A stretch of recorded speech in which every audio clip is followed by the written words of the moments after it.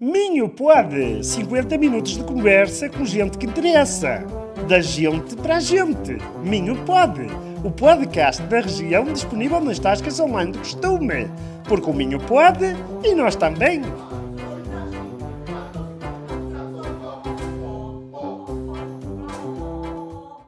Olá, bem-vindos a mais um episódio do Minho Pode. O meu nome é Ivone Cruz. Hoje trouxemos aqui o Luís Pinheiro. Olá, obrigada por aceitar. Não dizer nem bom dia, nem boa tarde, nem boa noite. Uma pessoa nunca sabe a que horas é que as pessoas vêm, não é? Sim. Portanto, fica só assim, até olá. porque isto é live, é direto. Não há cá que Direto para a enganar. máquina, pelo menos. Está direto, tal, vai. Não há que enganar. Portanto, porquê que veio o Luís e não veio o Manel, por exemplo? Veio o Luís porque ele tem mais tempo. Tinhas um número, se calhar também de maneira. Vamos deixar. Assim, pronto. Vamos tentar... Manter a seriedade. Sim, começar bem. O Luís, quem é o Luís? O Luís Pinheiro é um concertinista, será que se pode dizer isso, assim? tal e És qual, um tal e concertinista. qual, tal e qual. Mas não é um qualquer. É o concertinista dos Sons do Minho. Mas também não é só do Som do Minho. Ele faz muita coisa. E faz muita coisa, ontem estávamos a conversar sobre isso, faz muita coisa desde os 14 anos, pelo menos ao nível do ensino, ainda que naquela altura muito embrionário, assim, pá, Sim, era o que sabia. Exatamente, sim. Mas porquê concertina, não é? Podia ser gaita. Pois podia. De foles? É assim, eu gostava de ter a minha primeira concertina, mas ela foi destruída quando eu tinha pai 4 anos, que era daquelas das festas de brincar. E estas são as primeiras memórias que tenho de fazer alguma coisa relacionada com a concertina. Era com essas. Aliás, acho que tive 2 ou 3, que eu partia aquilo todo. Começaste a dar ao fole muito cedo. Muito cedo, ao ponto de ter algumas memórias apenas porque a minha mãe gravava uma câmara antiga e eu depois, mais tarde, vi, porque há coisas que nem sequer me lembro. Sei porque estão gravadas, senão não fazia ideia. Exatamente. Gravadas, fotografadas. Sim, mas as memórias mais acentuadas que tenho são gravações de vídeo, que é tipo eu com o chapéu Akin Barreiros, bigode pintado e com aquilo a fazer barulho pela casa. Uma inspiração. Opa, já conheceste o Kim Barreiros? Já falaste com ele? Sim. E já lhe trocaste essas ideias? Nunca lhe contei isto, mas não tenho essa confiança com ele, mas é amigo da malta de Sons do Minho, portanto, o Jorge e o Pi são muito amigos dele e ele frequentemente se cruza connosco em contextos ou mais profissionais ou mais pessoais, particulares, mas nunca tive essa abertura de falar com ele, assim como não tenho assim muito o hábito de... Admira-me. Olha, sabes que... Admira-me, porque eu conheço-te bem, admira-me. Mas eu aprendi uma coisa há uns tempos, que é, nós nunca devemos tentar conhecer pessoalmente as pessoas que, de alguma forma, são referências profissionais para nós, porque a parte pessoal vai ficar sempre aquém da parte profissional. Então, a probabilidade de tu te desiludires é sempre muito grande. Tu não viste isso na net? Opa, é uns livros que ando a ler. Quem é que ensinou isso, pá? É uns livros que ando a ler. Não, mas se tu pensares, se tu tiveres um ídolo como uma referência... A parte pessoal nunca vai chegar àquela parte profissional e ao quanto... Queres manter a ideia. Exatamente. Tem de haver aquele distanciamento, sempre aquele deslumbro e aquela distância. Pá, tem de haver sempre. Sim, senão ficas com aquela ideia, pá, não, é que eu já toco melhor do que ele. E não é só tocar melhor, está aqui ao meu lado uma pessoa como eu, assim tens sempre, é um Deus, está ali longe, num pedestal. E sempre a inspirar, e sempre eu um dia de lá chegar, Exatamente. Um dia de fazer músicas como a Água, por exemplo. A Água é como a água. É um hino. Sim, é um hino. Não, eu disse, sim, e há bastantes instrumentos lá. E a letra é bastante... Sim, ok. sim.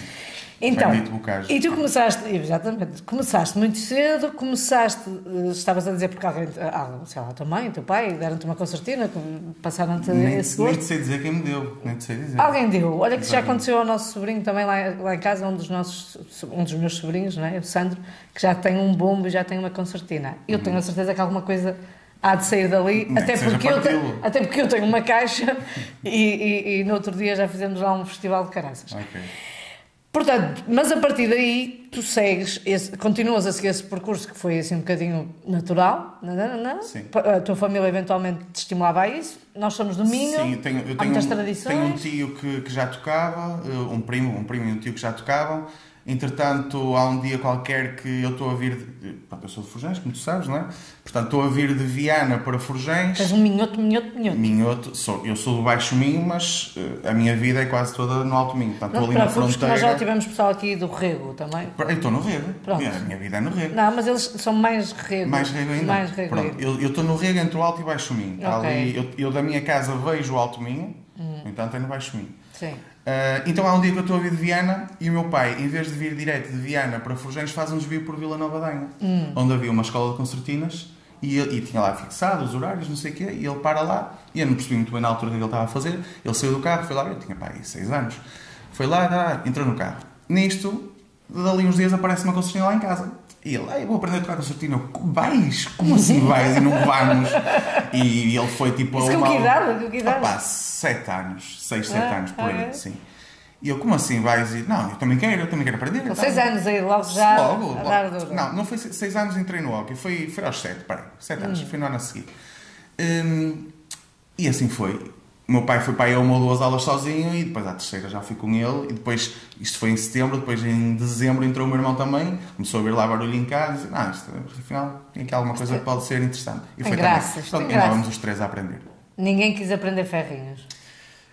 Ferrinhos não, por acaso não houve assim grande entusiasmo para aí. Ele tem graça. Sabes, também não há escolas de ferrinhos, a verdade é essa. Sim, para bater ferrinhos. Olha, quero um professor de ferrinhos. Pai, não tens para bater ferrinhos, de bateria. qualquer pessoa bate ferrinhos. É um bocado por aí, Pronto, nesse percurso todo, tu entras, e eu penso que na altura não estarias, entras para um resto folclórico. Ou, não sei se é logo o da minha dela ou se tu foi entras... o Forjães primeiro. Sim. Até porque eu já tinha alguma ligação ao rancho de Forjães, porque o meu pai foi presidente e eu, os meus primeiros contactos com o folclore foi ser aquele menino que leva a placa à frente. Portanto, na altura que o meu pai era o presidente, eu ia com a placa à frente, tal, todo lampeiro. Isto para aí com, sei lá, 3, 4 anos, muito miúdo. Não tenho assim grandes memórias. Quase que roça a promessa quando a gente vai assim. Sim. Tenho uma fotografia dessa altura, na inauguração das piscinas de Forjães, eu lá todo trajadinho e tal, assim pequenininho. E depois, como já tinha essa ligação, já conhecia lá pessoas, etc., convidaram-me, sabiam que eu e o meu irmão estávamos a aprender a tocar, convidaram-nos para ir para lá. Fomos para lá, tivemos lá, pai dos meus 9 aos meus 12 anos. Portanto, aí houve a transição para a minha dela. Foi quando nos convidaram para a minha dela.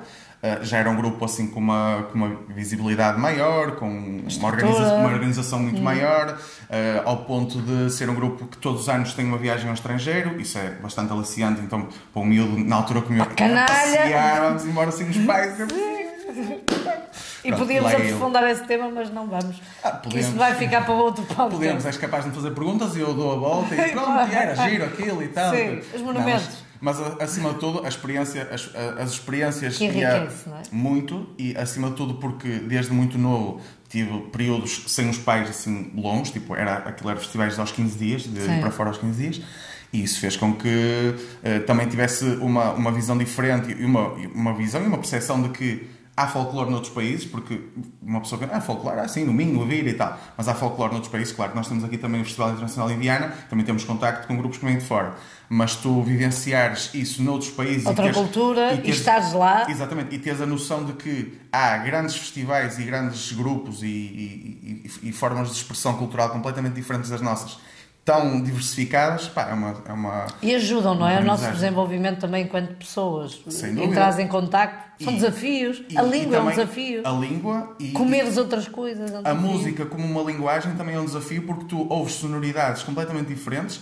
No meu caso, que era miúdo e que era interessado e que gostava de explorar, começava logo a tentar, na concertina, tocar as músicas dos outros grupos que nem tinham concertina, tipo imagina, grupos com violinos ou com acordeões, que já é mais parecido um bocado, mas sonoridades completamente diferentes, eu tentava ali... Olha, também está na concertina, espetáculo. Pronto. Sim, e eles com vocês, não é? O meu primeiro festival internacional fora de Portugal foi na Polónia, em que estava um grupo italiano, e eu tentei logo tocar uma música deles, que ainda hoje toco, porque pronto, ficou-me desde a altura.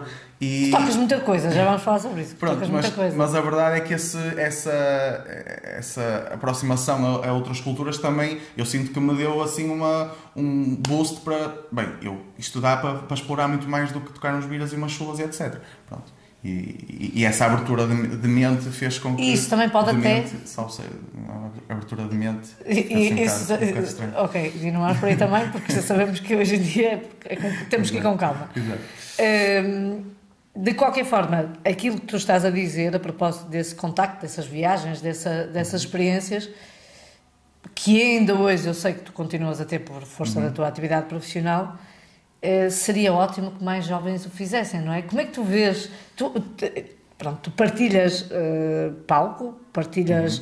Tu vês muitos jovens, tu dás aulas, tu sentes que os jovens também têm essa visão de vou participar, e neste caso vamos falar de grupos, neste caso folclóricos, vou participar em grupos folclóricos porque eu sei que isto me vai acrescentar, ou tu achas que não, que isto está um bocadinho fora da moda? Eu, em muitos casos, incentivo para que isso aconteça por vários motivos. Primeiro porque uma coisa é tu tocares em casa sozinho e estás ali no teu cantinho e tocas e etc. Outra coisa é tu teres a necessidade e a disciplina de tocares com outras pessoas. Isso obriga-te a não oscilar muito no tempo, no ritmo, etc. Aperfeiçoares, não é? Isso é uma grande escola. O folclore é uma escola não só de valores, mas também de quem toca um instrumento do ponto de vista musical. Eu acho que grande parte ou a maior parte dos concertinistas que andam aqui na nossa zona começaram todos no folclore. E realmente é uma primeira forma de tu teres essa... Mas não precisas tocar, não é? Tu podes participar... Sim, sem dúvida. A dançar ou a cantar. Falo da minha experiência porque eu dançar nunca me meti muito nisso. Não. Sei o passo de vira normal, não é? Não sei as marcações das músicas. Mas viras pouco. Viro pouco.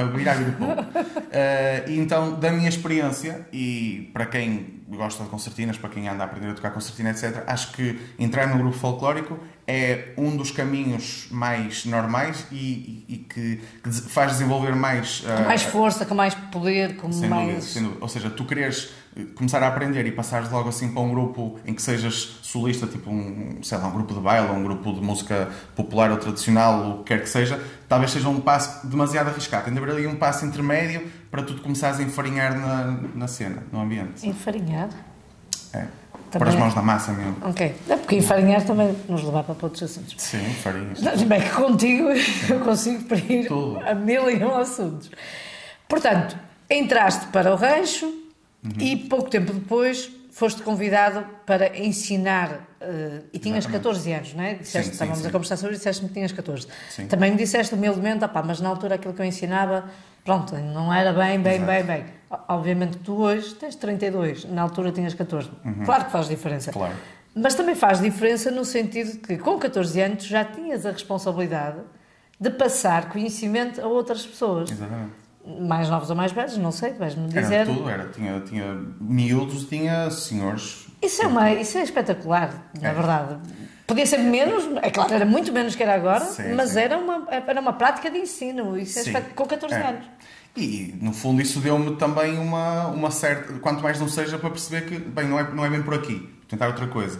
Em termos de método de ensino, era muito na base daquilo que tinha aprendido eu. Só que uma pessoa tem de ter sempre noção que todos somos diferentes, todos temos necessidades de... Ritmos? De aprendizagem diferente, ou seja, todos temos ritmos diferentes e todos temos necessidades de métodos diferentes em função da facilidade que cada um tem.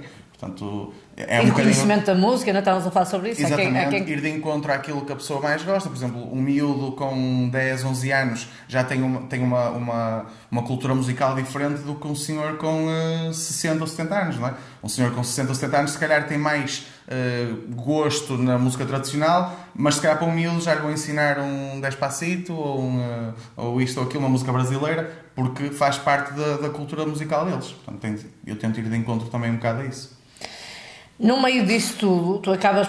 Isso é um meio, por muito associativo que seja, vocês, uns destacam-se, outros menos, outros... E tu foste destacando, foste fazendo o teu percurso, foste começando a dar cada vez mais aulas, que ainda hoje dás, e estávamos também a discutir na preparação deste podcast a quem é que tu dás essas aulas. São mulheres, são homens, são mais velhos, e eu fiquei espantada também por perceber que, primeiro, é para muitos países e muito lusodescendentes.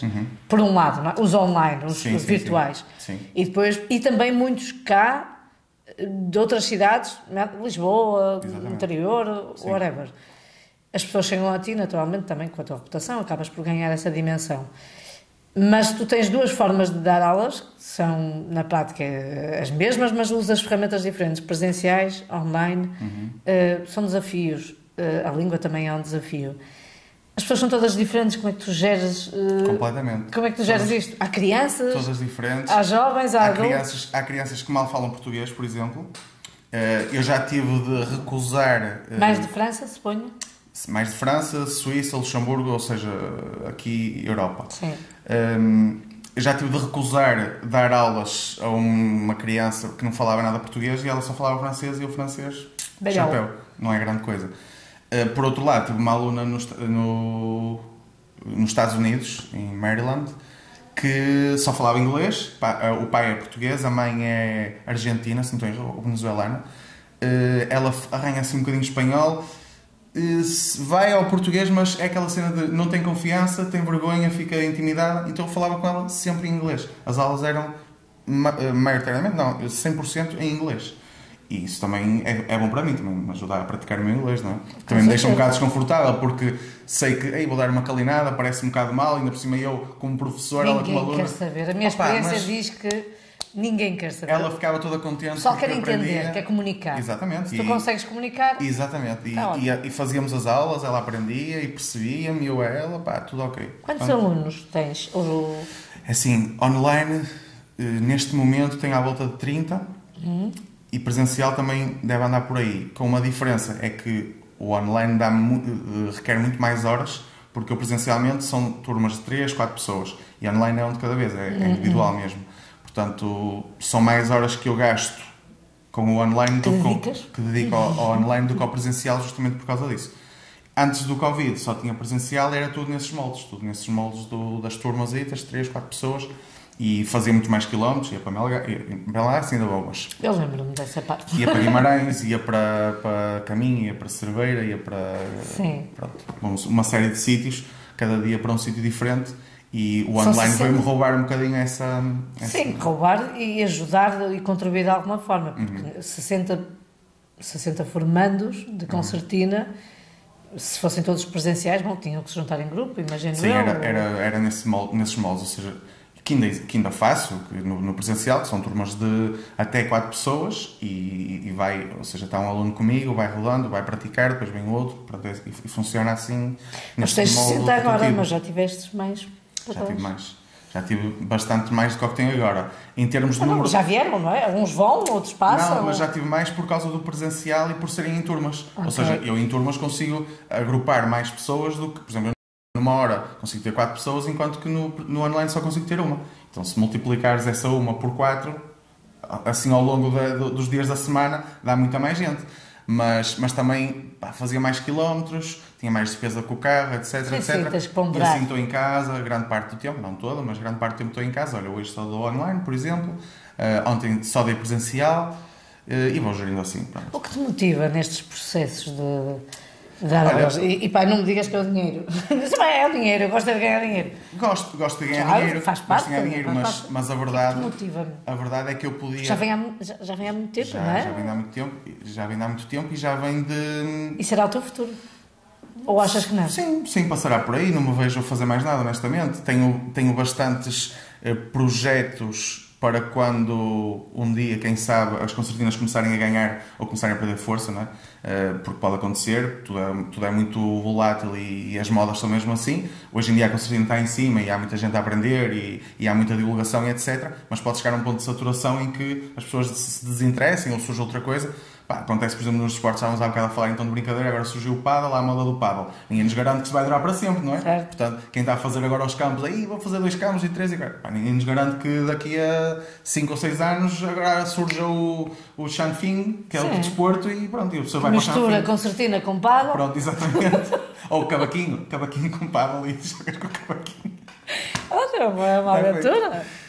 Mas lá está, essa incerteza... Fica a dica.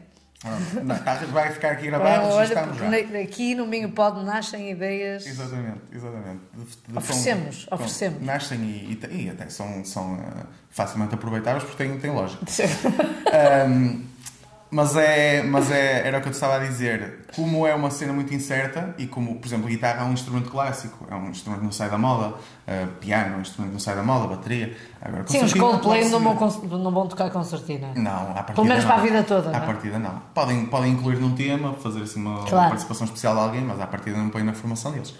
Portanto, obriga-me, entre aspas, eu estou sempre a pensar em coisas novas e gosto de me reinventar e gosto de perspectivar. Gosto de inovar. E gosto de ter ideias que me possam dar alguma tranquilidade, de forma a que, se isto não der certo de hoje para amanhã, vou pensar em fazer assim ou assado. Fazes planos, não é? Exatamente. Fazes planos, mas isso não deixa de ser interessante. Um dos objetivos deste podcast também é que as pessoas perguntam-me que tema, quais são os temas? Não são temas, são pessoas. E um dos objetivos do podcast é que as pessoas também se possam inspirar em quem nós trazemos cá.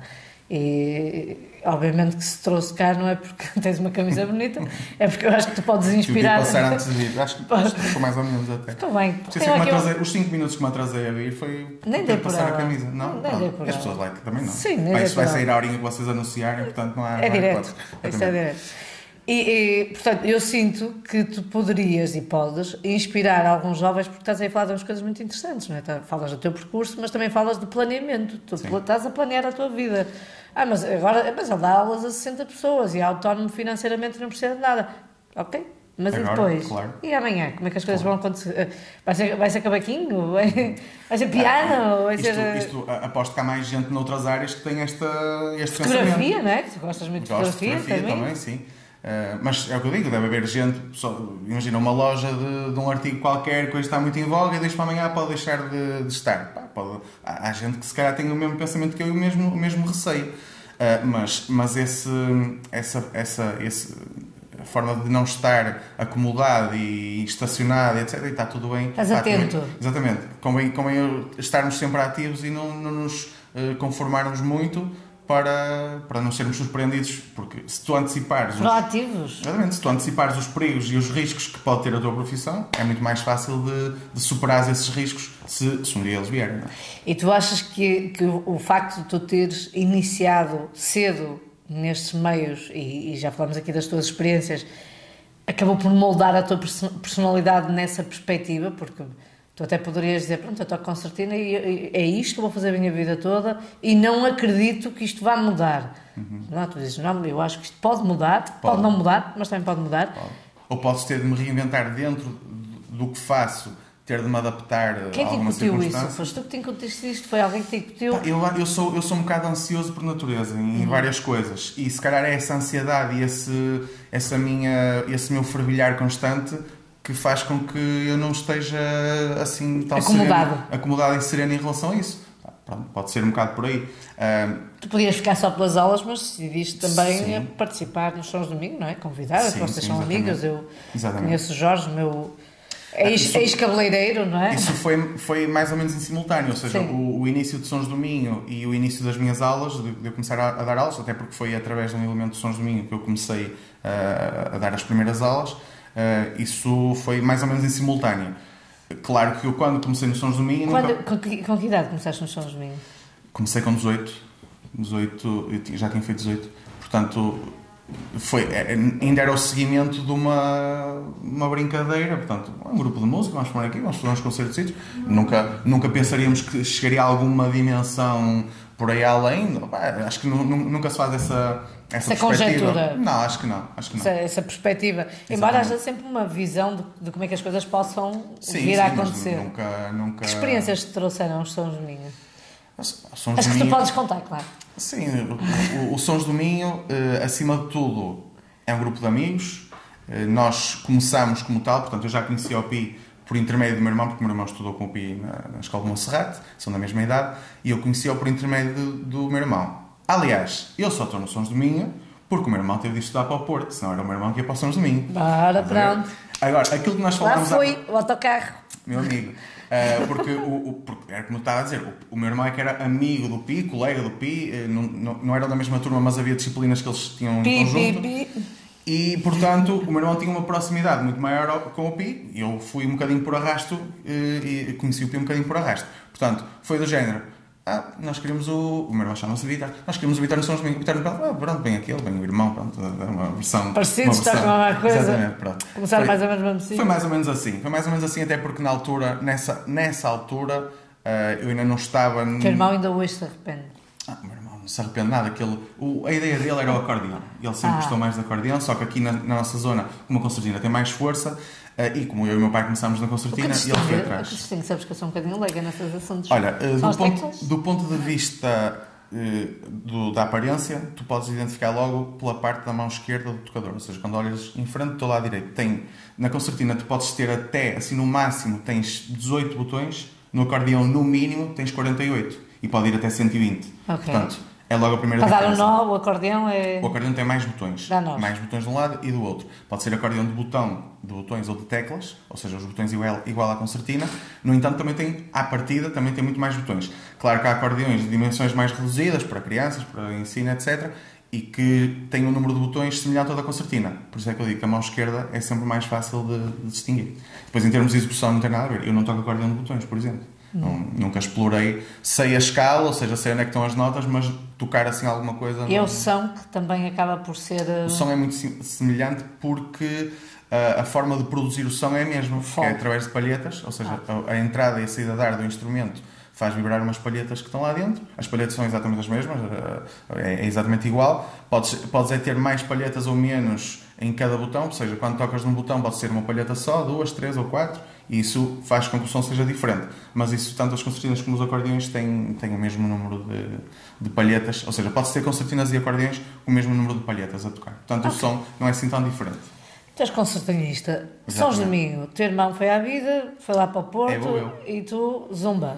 Eu tinha acabado de sair do liceu, não é? Do 12º. Sim, nós trabalhamos. Isto está aqui, nós trabalhamos juntos. Exatamente. Isto é em primeira mão, não é? Exato. Para além de todos aqueles que sabem, nós trabalhamos juntos em funções diferentes, mas nós éramos. No mesmo sítio. Sim, no mesmo sítio, funções notívagas da nossa Jonesse. Exatamente. Com uma diferença substancial, e eu tinha mais de 10 anos. E não tens. Mantém-se. Essa diferença mantém-se. Não sei se estás a par. Eu, entretanto, fui fazendo anos, mas... Sim, mas eu mantenho este aspecto, percebes? Claro. As pessoas podem não notar essa diferença.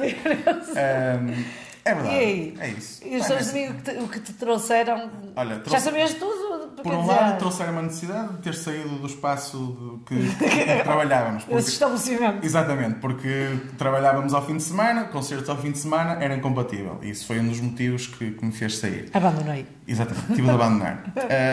Em termos de experiências, como estavas-me a perguntar há bocado, dá-me a possibilidade também de viajar, sobretudo quase sempre aos mesmos sítios, ou seja, para a França, para a Suíça, para onde há imigrantes, não é? Mas também de vez em quando picámos do outro lado do Atlântico, com os Estados Unidos, Canadá, fomos ao Brasil uma vez, há assim a possibilidade de ir Vamos assim falar sobre o Brasil, tens aí muitas coisas com o Brasil. Podemos falar. Sim. Picámos assim aqui e acolá, assim de vez em quando uns convites para assim, uns países diferentes, assim que ficam assim a marinar. Ilhas, também é sempre fixe, ir às ilhas. Já fomos tanto a Madeira como aos Açores, mas só fomos à Terceira. Este ano vamos ao Pico, agora em julho. Vamos outra vez à Terceira em setembro. Havia aí uma possibilidade de ir à Madeira, mas como era em agosto, os voos estavam upa lá para cima e não se concretizou. E a organização disso? Meus queridos, são mais caros os voos para vocês do que o cachê. E não deu. E de barco? Isso é que era. Mas pronto, e foi essa parte das viagens, como tu sabes, que eu gosto de viajar, etc., é uma das partes mais fixes de estar num grupo destes. O facto de viajar também aqui em Portugal, Portugal continental tem cenas lindíssimas também, e a gente viaja muito daí para cima e para baixo. Também essa parte de experiência também é fixe. É interessante que vocês... eu não sei se a pandemia mudou alguma coisa nesta perspectiva de... Vocês já iam a todo lado, ou vocês sentem que também houve aqui algum impacto positivo, ou não houve impacto nenhum? Foi assim, correu? Sim, é assim. Alguma mudança? Sentiste alguma mudança? Estavas a falar das ilhas, estavas a falar de outros países, não senti mudança em termos de destinos, ou seja, nós em Portugal vamos um bocadinho a todo lado, algumas zonas mais do que outras, porque também em termos de festas, há mais festas, por exemplo, aqui no Norte, mesmo cantores lá de baixo trabalham mais cá em cima do que lá em baixo. Estou a fazer isso aos estrangeiros. É. Aqui em cima estão as é. festas Pronto, todas. É verdade. Todos os fins de semana estão as festas. A maior parte das festas são aqui de... Pobretes, mas alegretes. Aveiro para cima. Muito atrás dos montes também há muita festa.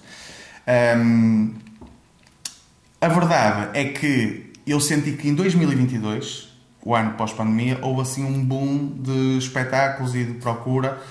Se calhar não por causa do grupo, mas aquela necessidade de festa e de pessoal sair. O ano 2022... E orçamentos encravados, aquilo estava lá apertadinho.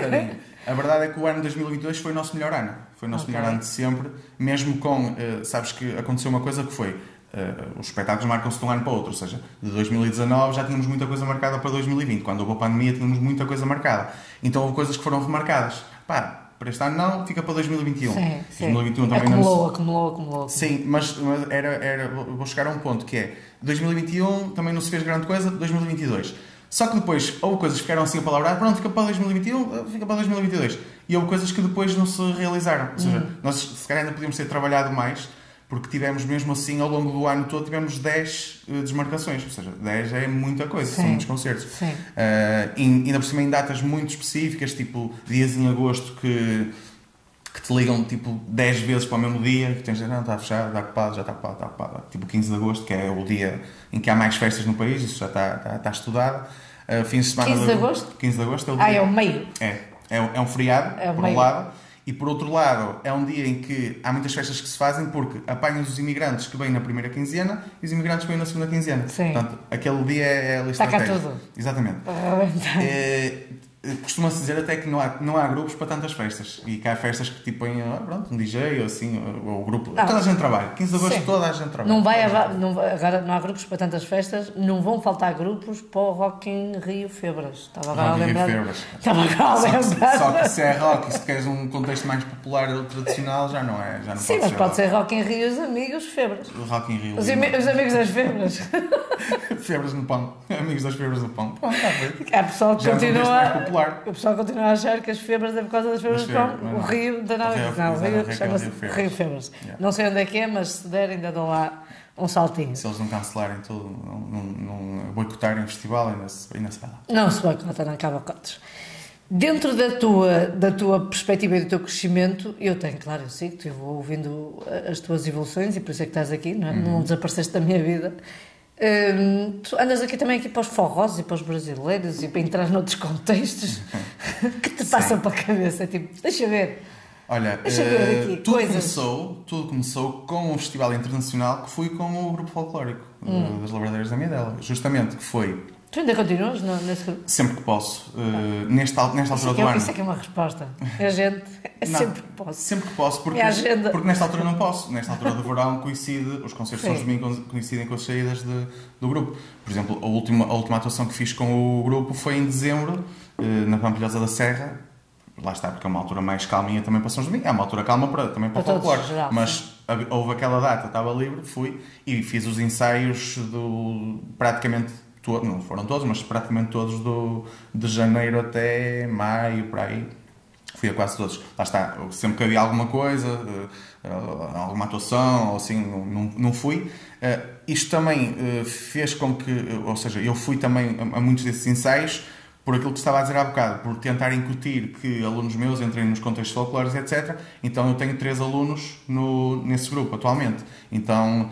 essa fase de adaptação e que eles não conheciam ninguém, etc. Então eu achei que era bom para eles eu estar presente, não só para fazer essa ponte social entre eles e o resto dos elementos, mas também para os ambientar do ponto de vista musical, entradas, saídas, paragens, etc. E era o que eu estava a dizer, uma coisa é que estás a tocar em casa uma música, outra coisa é teres a necessidade de tocar dentro de determinadas regras, pessoas a dançar, pessoas a cantar, outras pessoas a tocar. É muito mais rigoroso e isso é uma escola muito grande para quem toca. E a televisão? Está boa, obrigado. Dá uns saltinhos que eu também vejo, vais lá ver e tal. Tá. Mas não te respondi à cena do forró. Cena do forró, estava-te a dizer, começou com um festival em Espanha, que nós fomos com o grupo folclórico, estava lá um grupo brasileiro do Nordeste. Nordeste é a região do forró por excelência. E essa sonoridade despertou muita curiosidade em mim, porque foi um ponto de vista foi a música que despertou a curiosidade. Foi, sério.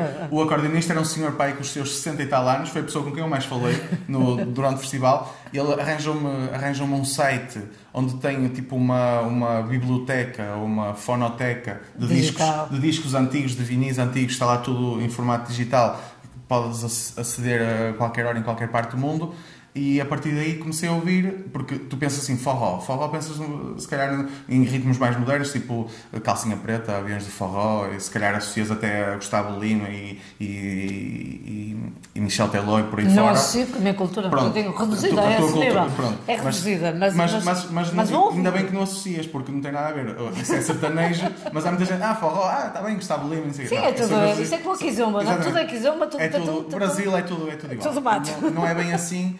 E o contacto que nós temos aqui com a música brasileira é diferente daquele que eu tive nesse dia, e a partir daí comecei a estar mais desperto, a ouvir mais coisas e giras, porque a sonoridade é fixe, é muito fixe, é uma onda muito fixe. A própria vibe do forró é uma cena altamente.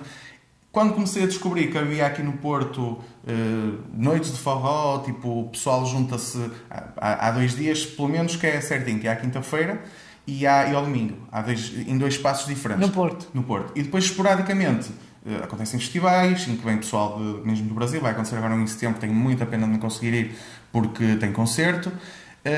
E pronto, e depois comecei a conhecer gente, comecei a gravar vídeos também com pessoas do forró e por aí fora. E não tem corrido mal? Não tem corrido mal, já toquei lá numa noite com um trio de forró lá no Porto.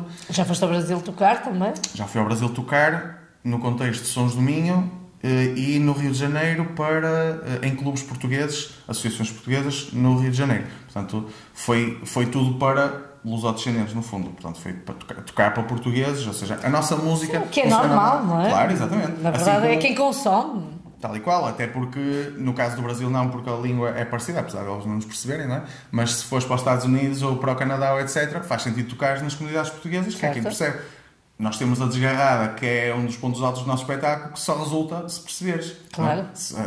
Aquilo tem impacto e tem piada, etc., para quem percebe. A parte musical é muito gira, mas é sempre monótona, é sempre a mesma coisa. Portanto, é sempre mais do mesmo. Por acaso acho engraçado quando ides à televisão e fazes desgarrada, porque...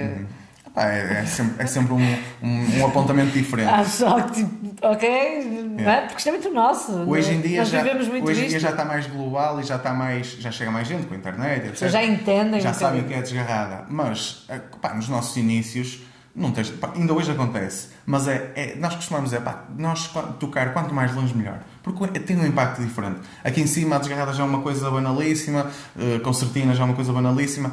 Tu aí de... Levas novidades. Aveiro, Coimbra para baixo. Levas novidades. Sim. Sentimos muito mais esse fator diferenciador, tipo um grupo de música. Tu tens dezenas de grupos de músicas em Portugal e artistas, etc. Se calhar com uma projeção ainda muito maior que Sons do Minho, a maior parte deles.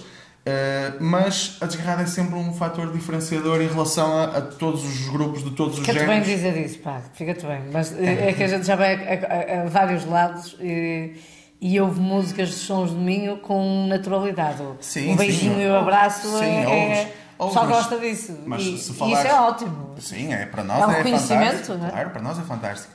Mas pensas em nomes tipo João Pedro Paes ou sei lá, já para não falar de Rui Veloso ou Chutes ou etc., tem uma projeção muito mais outra global. realidade. É outra realidade, exatamente. Sim, até porque chegam mas não tem desgarrada. Não tem desgarrada.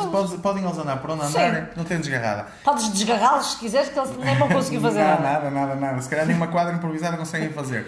Mas a verdade é... E vocês entram em contacto com muitos deles, não é?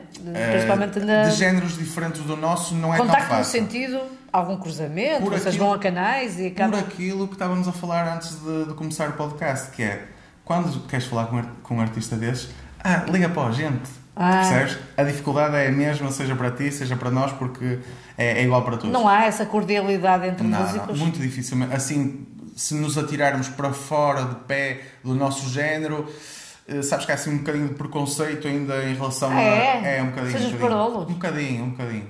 Para não Isso é uma naviça, isso é uma cena... Por exemplo, nós temos Criam eles. um direto no Criam eles. Facebook e no YouTube, no Sons de Domingo, que é a tertulia desgarrada, que aconteceu, acontece todos os meses. Eu sei. E temos muita dificuldade em levar lá alguém fora do popular. Isso é um bocadinho um atraso. Desculpa lá, podcast é meu. É um bocadinho. Isso é um atraso, no sentido de que todas estas interconexões e aquilo que se pode alcançar, nós já o dizemos com as nossas misturas culturais. Sim. E neste momento que Portugal está na moda, sentimos essa entrada cada vez maior, com coisas boas e com coisas más, mas damos às coisas boas, esta mistura cultural acrescenta-nos e acaba por nos desafiar. Estas misturas musicais também trazem essa mais-valia, e não se trata, na minha perspectiva, de pendurar no sucesso de ninguém. Trata simplesmente de conectar e trocar e aprender. Tens um grande hit da atualidade, que é o Maria Joana. Maria do Joana. Nuno Ribeiro e do Conhece a letra? Conheço o refrão, pelo menos. Como é que começou com a francesinha? Não tem picante, pá?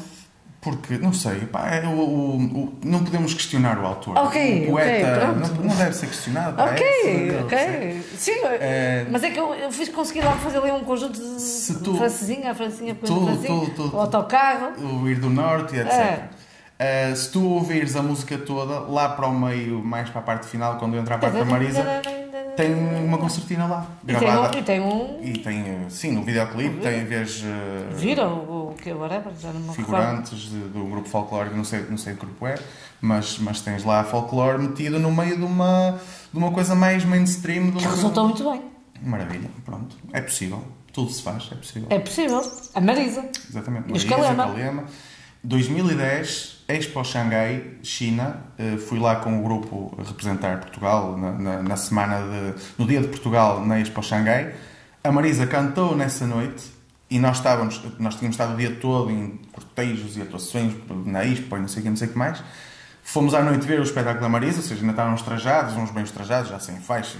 E ela veio-vos pedir um autógrafo. Não, e ela viu-nos, imagina, Expo Xangai vais tocar para pessoas de todo o mundo, não é? Sim, que não percebem a língua. Não percebem a língua. E ela viu ali um grupo folclórico trajado à frente dela, então fomos a palco dançar uma música, isso está no YouTube até, fomos dançar uma música que na altura foi O Senhor Vinho, se não me engano, com as marcações do folclore. Pronto, com as marcações do folclore, com a Marisa em palco. Foi muito engraçado. Improvisado. Foi na hora. Ela viu-nos, ai que giro, não sei o quê. Foi ter com uma senhora... Estão bonitinhos, estão bem vestidinhos. A senhora que foi... Devem ser do Minho. A senhora que foi... eu não sei como é que é o nome técnico, mas a pessoa que representa as festas todos os anos, que já foi o Augusto Canário, e foi uma senhora que é a Rosa, a Dona Rosa Caetano. Foi um ano... Embaixadora, será? É, assim, qualquer coisa das festas. Assim, no caso da embaixatriz. Pronto. Foi assim qualquer coisa. Curiosamente, a Marisa desceu, viu a Helena primeiro e veio, então, como é que se chama? Assim, Rosa. Ai, que engraçado, acabou agora de cantar a Rosa Branca, não sei o que, logo. Então, olha, daqui a um bocado vamos tocar aí uma música, mesmo assim com um feeling minhoto, e vocês vêm ao palco e dançam comigo. E assim foi. Lá fomos nós. É engraçado que, por acaso, estás a falar da Marisa, por acaso, e não será por acaso, a Marisa fez o Maria Joana, não é? Juntamente, e eventualmente terá sido a convite, imagino, Sim, do Nuno Ribeiro. Acho que a música é do Nuno Ribeiro, sim. Não é? E eu no outro dia estava a pensar nisso, nessa predisposição, porque ela tem o caminho dela feito, mais que feito e refeito. Portanto, não tinha necessidade nenhuma ela predispôs e abriu-se. E isso pode abrir precedentes para que... Sim, sem dúvida. Se desmistifique. E acho que nem toda a gente tem a mesma predisposição e a mesma abertura de mente, mas... De mente. Mas, de qualquer forma, tu olhas para uma Marisa que tem as cartas dadas já e já está mais que provada e mais que estabelecida. Neste momento é uma questão de gerir, vamos gerir. Exatamente. Tu podes olhar, imagina, alguém no mesmo patamar da Marisa pode achar, se ela fez, até me fica mal se não fizer também, ou se não aceitar também, ou o que quer que seja. Portanto, pode ser. Portanto, qualquer dia estás aí com a Ana Moura, Porque ela também está numa corrente Mas diferente. Gisela João, por exemplo, já tivemos assim uns conectos. Nós somos domingo, eu não. Eu sei, eu pensei que ias falar mais alguma coisa. Eu costumo dizer que eu faço parte de São Domingo, e às vezes já aconteceu aqui há uns tempos, uma pessoa dizer, tenho um sobrinho que toca tão bem concertina, não dá para chamar ao palco para tocar uma música com vocês? É o que eu digo sempre, eu não mando nada, eu sou simplesmente um elemento do grupo, nem sou bem funcionário. São os Domingos são colaborador? Não, São Domingos são meus clientes, ok? Eu presto um serviço a São Domingos. É quase como tu teres um café e eu ser padeiro. E eu comprometi-me contigo a fazer pão para ti. E tenho de cumprir contigo, tenho de ter 200 pães por dia para te entregar. E posso fazer pão para outras pessoas. Está treinadíssimo esse discurso. Não está treinadíssimo, mas é uma realidade. Mas eu entendo o que estás a dizer. Imagina, tu és um concertinista, dás aulas, trabalhas nessa área e os Sons Domingos precisam de alguém, como têm outros, e eu tenho o compromisso de não falhar com os Sons Domingos. Posso eventualmente tocar colaborar com outra, o B ou o C, desde que não falhe com os Sons Domingos, desde que tenha a minha presença nos Sons Domingos assegurada. Mas isso também é uma boa mensagem. Para jovens e menos jovens, mas penso que para os jovens tens 32 anos e podes passar essa tua experiência, o compromisso, o sentido de compromisso, de não falhar, de corresponder. Se num grupo como em qualquer área, em qualquer área, claro, se estão à tua espera e se precisam tipo alguma coisa, a mesma coisa que tu hoje convidares-me, esqueci-me, é um bocado mau, não é? Tens aquele compromisso, tens pessoas à espera, tens pessoas a contar contigo, tens de cumprir, como é óbvio, não é? Naturalmente. Isso é uma mensagem forte, pelo menos na minha perspectiva e naquilo que eu sei que também que os jovens estão a passar, não estarão todos, mas... E eu noto, às vezes, não acontece sempre, mas por exemplo nas aulas acontece de se esquecerem da aula, imagina... De normalizarem o erro, não é? Normalizarem o falhanço, a falta de compromisso. Eu ia dizer falhanço, mas não é bem falhanço, é normalizarem a falta, a quebra, o descompromisso, percebes? Normalizar o descompromisso. E imagina num dia em que eu vou tocar para Castelo Branco numa sexta-feira à noite e chego a casa às 4 da manhã e às 9 da manhã tenho uma aula online no sábado. E que tu não vais falhar. E eu acordo a dizer mal de toda a gente e vou lavar a cara ou tomar banho ou tomar banho, vou de olhos fechados, sento-me ao computador às 9 da manhã e o aluno falta. Isso é como quem me acorda. Quer dizer, por um lado vou dormir outra vez, não é? Mas por outro lado é lixado. Quer dizer, eu podia estar a dormir e o aluno falhou, não é? Esse tipo de coisas, uma pessoa tem de se pôr do lado da outra pessoa e ter capacidade empática para perceber que um bocado, não há só a sua realidade, também a realidade da outra pessoa. Mas tu tocas só concertina? Eu toco só concertina do ponto de vista profissional e a minha formação foi só na concertina. Dou uns toquezinhos no piano, dou uns toquezinhos na guitarra, mas nada que me dê o à vontade de ensinar, por exemplo. Portanto, só toco concertina. Então faz todo sentido o que tu trouxeste hoje. Exatamente. E o que trouxeste? Todo sentido. O que trouxeste? Mostra aí. Eu trouxe um cavaquinho. Como concertinista que sou, trouxe um cavaquinho, que foi o meu primeiro instrumento, oferecido pelos meus avós em este cavaquinho, especificamente. Começaste a tocar isso? Comecei a tocar, fiz uns acordezitos só, como ainda faço hoje em dia. Faz aí uma cena.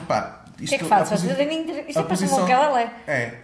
Não, o ukulele é que parece o cavaquinho. Com certeza. Este instrumento é que foi o pioneiro e é que depois espalhou pelo mundo todo. Exatamente. Daqui derivou o cavaquinho brasileiro, usado no samba e no pagode, etc. Daqui derivou o ukulele, daqui derivaram outros instrumentos assim de outras culturas. Partiu tudo deste instrumento. Eu confesso que na pandemia eu e o Bruno tentamos aprender o ukulele. A sonoridade é muito fixe. É lindo. Mas é mais lindo na parede. Tens duas posições muito simples, que é o Dó, que é assim, e o Sol, que é assim, sem nada. Portanto...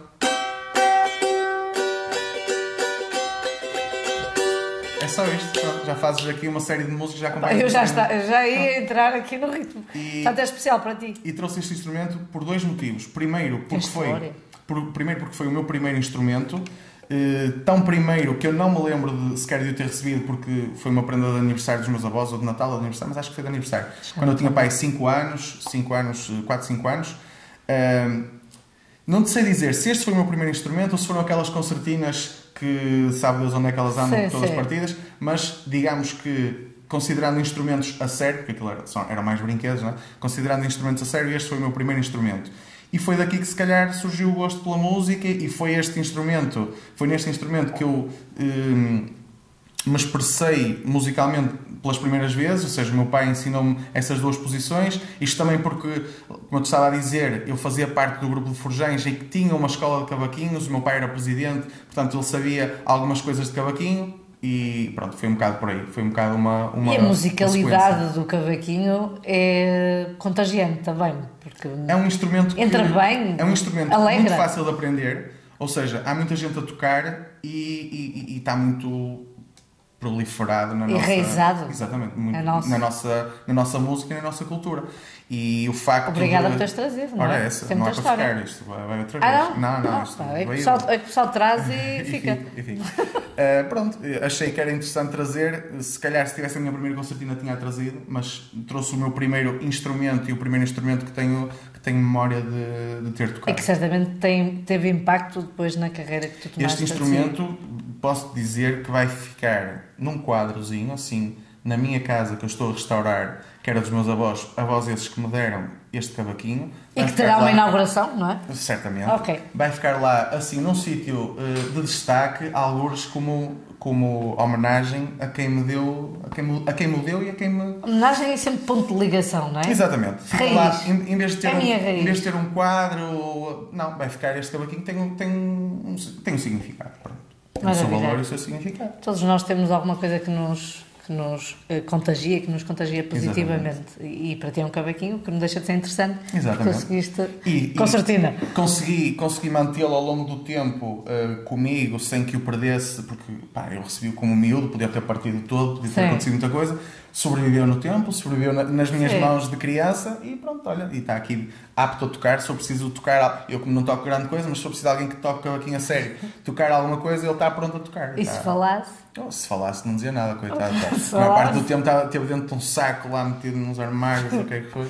Mas com o tempo a gente aprende a dar valor e retira Ele essas em coisas. si não tem grandes histórias. A história dele é gira e diz-me alguma coisa, mas nunca o levei para tocar em nenhuma festa, em nenhuma romaria, nunca saiu de casa. Posso dizer, olha, saiu agora, pronto. Muito bem. Saiu para ir trocar as cordas e pouco mais.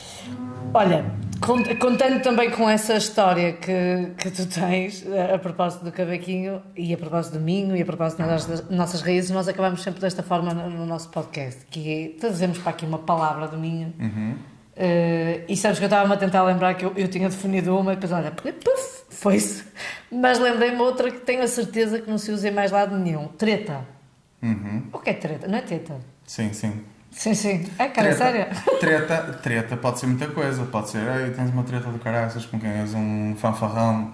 Ou pode ser estarmos aqui na treta, como nós tivemos até agora. Não é? A conversa. Conversa, pode ser as duas É que eu coisas. tenho quase a certeza que o pessoal de Lisboa não sabe o que é treta.